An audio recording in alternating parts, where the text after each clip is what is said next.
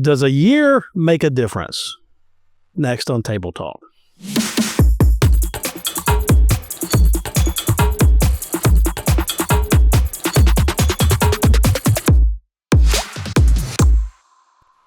All right, so does a year make a difference? I'm Kyle Gatlin. I'm here with Sarah. How are you? I'm good. All right, Sarah, you know what today is, right?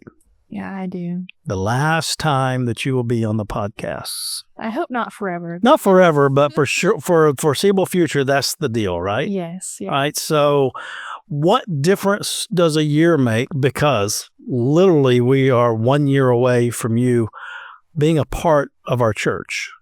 Now, let's refresh everybody's memory. Why did you become a part of our church literally right at a year ago?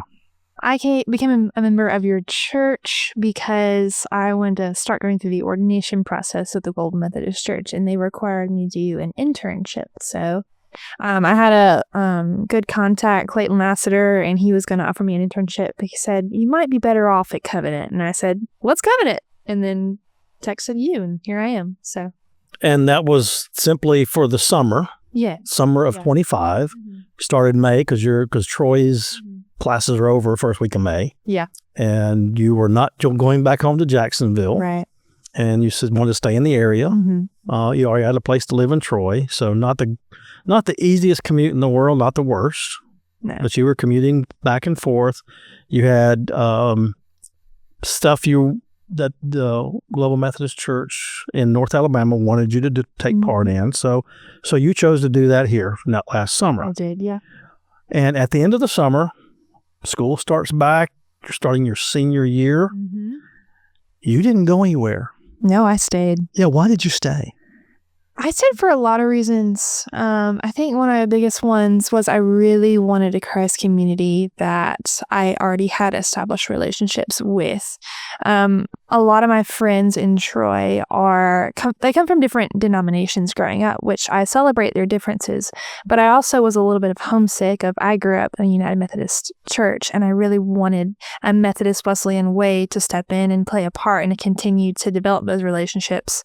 And I thought, well, it is an easy drive, and I already have friends here. And I thought, let's just stay here because I have 1 year left, and I want to develop deeper relationships rather than start over and over and over again. So I decided to stay. And for people to clarify, part of all your college time at Troy, all 4 years, you were involved in Assemblies of God college ministry. Yes. Yeah. And so that for the first 3 years of college, that was your church, right? Yeah. Mm-hmm. And being a part of the Assemblies of God, and were you attending Assemblies of God church sometimes? A little while, yeah. And so when it came down to this last year, you still were going to be working with Assemblies of God in Chi Alpha, the college ministry during Tuesdays and Thursdays, and Wednesdays during the week. But the weekends were yours to choose where you wanted to go. Right.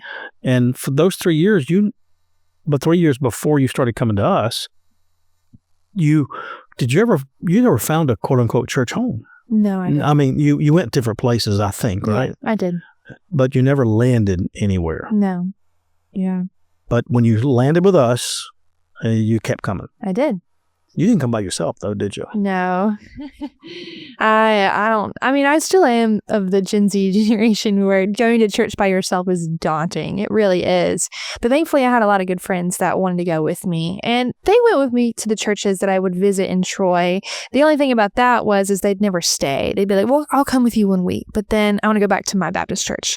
Or I'll come with you 1 week, and then I'm going to go back to my non-denominational church. And I was like, but I want to stay somewhere that I fully agree with their theology and I could see a future in. And so when I finally came to Covenant, yes, I worked here over the summer, and so I had those relationships, but also it was a church that had a lot of things going on, as well as like areas where we could plug in. And so because we could plug in, a lot of my friends chose to stay instead of just visiting with me 1 week. Give me some examples, particularly, now let's catch everybody up to speed. So this past January, a new semester, your last semester, Troy, you're by the time this podcast drops and most people listen to it, you will have graduated. Yeah. But when January came in, you had another opportunity to take a class that involved another internship. Yeah. And so that's why you're here. Mm-hmm. That's why you're back. this semester. You're doing an internship with with Covenant again, just a different requirements through your school. And you actually get credit for working. So we mentioned that before, if those people are keeping up. So what in that last fall and even into this past semester, what did you and your friends choose to be involved with? So for one of my good friends, she really loves children's ministry. And so she got involved with both of the Ashleys and started working in children's ministry. And that really excited her. For me, I'm more on the adult discipleship side of things. And so I would plug in more with Celebrate Recovery, with homebound and hospital visits. I would also be involved in helping out with the youth group because they have a little bit more autonomy what they do, as well as just any like big event, whether that be the gathering or what else? Any other like adult or youth thing that I could plug into, I would want to help out with. I think you and one friend came on Serve Day last October, right? Yeah, we did, yeah. Participated. Mm-hmm. I think it was you and Rob. Yes, Rob, participated in the Serve Day, which was no church Sunday morning, but we went and served someone the last Sunday in October. Anything else that, if you remember going back to last fall, you were almost every weekend you made the trip, unless you went home for the weekend in Jacksonville, right? Yeah. So I mean, we did everything, and I really enjoyed it, honestly, because it was fun to be a part of, people that, are truly involved in the church. And so it was fun to have that community that they were excited to see me and I was excited to see them. So. Yep. And I know the one friend, it's almost like every time I see her, she's doing something in children's ministry. Yeah. Every Sunday she's Anna Grace. Yeah. Yeah. So that's been great. So I'm gonna go back to the last year, but remind everybody what's next for you. So for me, my last Sunday here is May 17th. And then I will be going home to start missionary work. I officially start missionary work in August with the Same Assemblies of God campus ministry in Auburn. So I'll be living in Auburn, as well as, if everything works out, I'll be starting online seminary, as well as doing missionary work with college students. And then past that year of internship, I'll be fully going to seminary in person. So. Now, why are you choosing to go to do a college ministry for a year? Because I was like you. When I was in undergrad, I knew before I was graduating undergrad, I was going to graduate school, seminary. And I went straight there. So why are you taking what we would call a gap year in the modern world today? But your gap year is not going to travel the country or travel overseas. Mm-hmm. Your gap year is hanging out in Auburn, the loveliest village on the plain.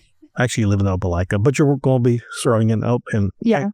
And so why are you doing that? I enjoy that. Short answer, the Lord called me there. Long answer,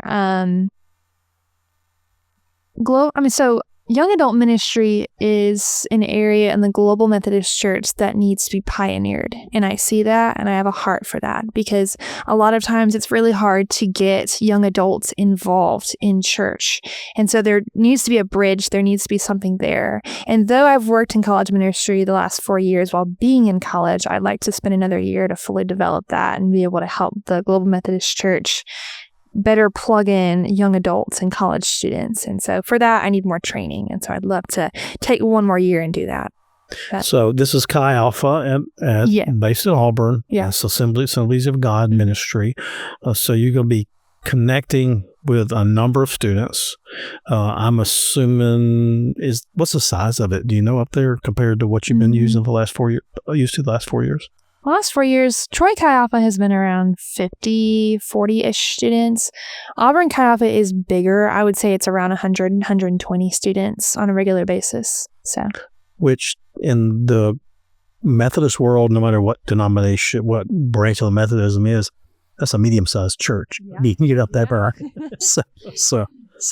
But in reality, you should be, in that year, you will get to know most of those young people. Yes, yeah. Okay. So what I've observed with your friends that been coming, again, college-age students, coming, doesn't just come to worship. They came and got engaged in the life of the church. Mm-hmm. So you've already made that connection that if young adults are in the life of the church, they're probably going to keep coming pretty regularly because that's happened with your friends. Yeah. Correct? Mm-hmm. And it happened with you. Mm-hmm. If all you did was come last summer and did your time and was saying, okay, I did my time, I got my hours in, you wouldn't have come back. Yeah. But you connected, you were involved, you had relationships, and you kept coming back. So I bet you, is your friend moving? Is Annie Grace moving off? Are we losing her too? No, she is a sophomore. You have her technically if she wants 2 more years. Hopefully she will drive back and forth at least a couple times a month to help us out in children's ministry. All right. So seminary, so you online seminary, which is available everywhere nowadays. Mm-hmm. So you're going to be trying to do a class or 2 each semester. Mm-hmm. And you know what you're doing yet? What seminary? You know yet? Hopefully Asbury. I know they'll accept me. I just gotta think about scholarships coming up. So yeah.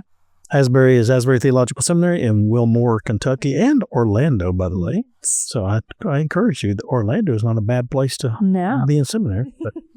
But anyway, so here's a question. Mm-hmm. Okay. If you had to say that there was one thing in these last 12 months that stood out to you in your time at Covenant, what's the one thing that you if somebody said to you, you go talk to somebody at Auburn or whatever, what do you do? Last year I've been serving down at Covenant in Dothan. And if they said, well, name one thing that you got out of it, what would that one thing be? Covenant is one of the most diverse, spirit-led, changing church I have seen. I know that's a lot of words, but I think that from the churches that I've seen so far, with what all of y'all have going on is you have the traditional and you have the contemporary and you have the people that love both, and the staff is really flexible in going between traditional and contemporary and doing more liturgical things and doing more spirit-led things, and you just have all of it going on at once. And I have not witnessed a church do it and execute it the way that Covenant has ever. And so, I mean, you might see it with other churches, but I haven't seen it, as well as Covenant's, baseline of being Wesleyan and having that deeper theology, as well as being able to do so many things so well. And so that's what I would say. All right, and probably the most important question: who's your favorite staff member? No, not going to ask that. So what were some highlights over the last 12 months? What are some highlights that if you're over the next couple of months, you're hanging around waiting for Auburn classes to start and for you to start your ministry, the Chi Alpha. If you're making a scrapbook and you could put whatever you wanted in that scrapbook, and let's just say it was a 5-page scrapbook, and I'm gonna put a highlight per page. What would be the highlights that you would put on that in that scrapbook? There's so many good memories that I've made here. I would say, I'm trying to think, where do I start? I would probably start with Celebrate Recovery, because that was the first ministry that I felt really at home with. I'd never even heard about CR until walking into Covenant. Our church never did that. And so they were such a welcoming group and allowed me to have some consistency every Thursday of a way to pour into Covenant when Covenant was taking a break during the summer. And then next, I would probably put all of your pop-in office visits. Kyle would just pop in my office and give me random pastoral advice, and I really appreciated that. So I'd probably put something except the one today. You didn't like the one I gave you today. Or... Well, can't all be great. I'm just kidding. What else would I put in there? I would put in there probably one of the 8:30 services where I've gotten to serve, either leading some part of communion or liturgy or something that speaks to my heart. I'd probably do that. I really enjoy getting up on the pulpit and leading in some capacity. That is a big part of my ministry. Another thing I would say is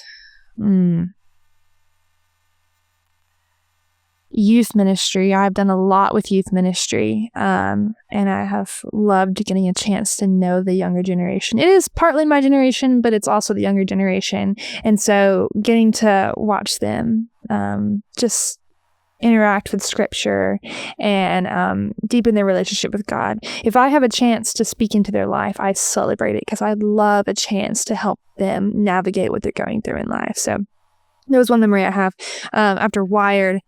Lauren Shepard gave me a bottle of anointing oil and said, go pray over the students. And I still remember that because it was a big moment for me. And then probably my last moment that I would highlight would be the moment where